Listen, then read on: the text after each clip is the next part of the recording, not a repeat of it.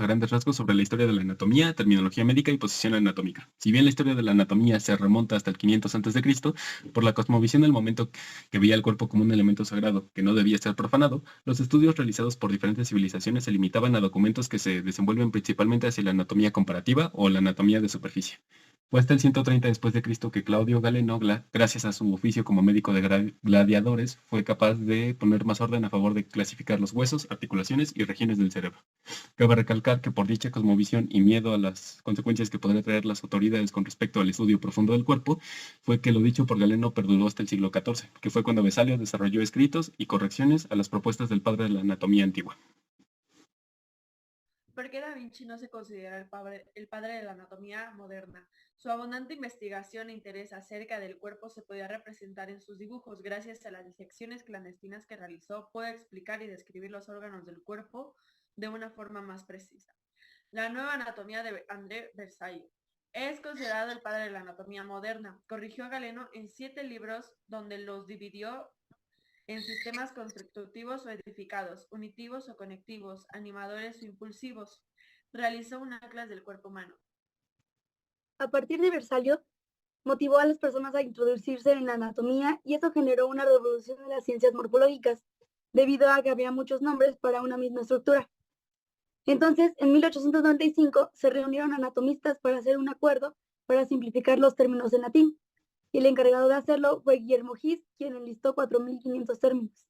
Para 1955, en Francia, se formó el Comité de Nomenclatura Anatómica Internacional, en donde se sentaron principios que se nombrarán más adelante. Hola, yo soy Barbie y les explicaré algunas cosas básicas de la posición anatómica.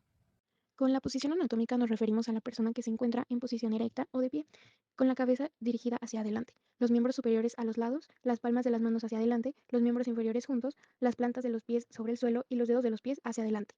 Describiremos algunos ejemplos de posición anatómicas más importantes. La posición supina requiere que la cara y la parte superior del cuerpo se giren hacia arriba en posición horizontal.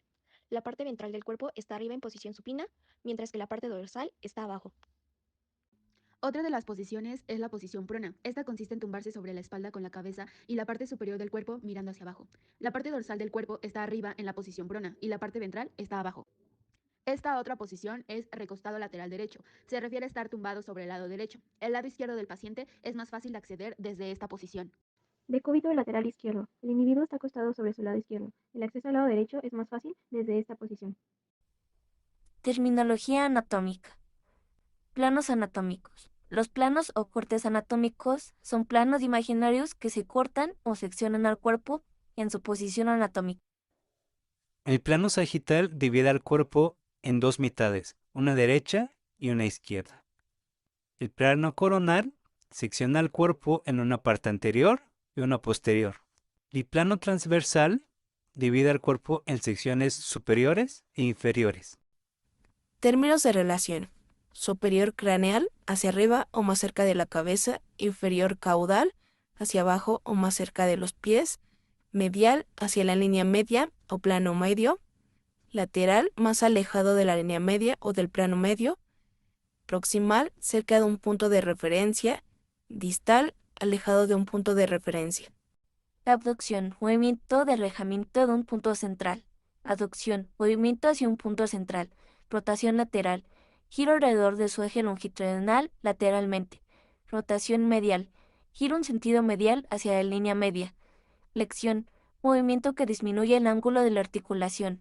Extensión, movimiento que aumenta el ángulo de la articulación. Elevación, que eleva superiormente. Descenso, movimiento de una parte del cuerpo inferiormente. Ronación, la rotación del radio sobre el cúbito.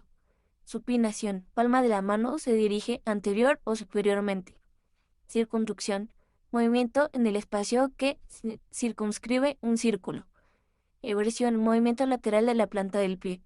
Inversión, movimiento medial de la planta del pie. Retracción, desplazamiento posterior de una parte del cuerpo. Protracción, desplazamiento anterior de una parte del cuerpo. Abducción y aducción. Rotación, rotación, rotación. Flexión y extensión.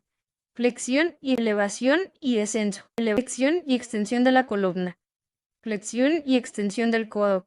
Flexión y extensión del carpo. Flexión y extensión de la rodilla. Flexión y extensión de la rodilla. Pronación y supinación. Pronación y supinación. Pronación y supinación. Pronación. Circunducción. Flexión dorsal y plantar. Eversión e inversión. Retracción y protracción.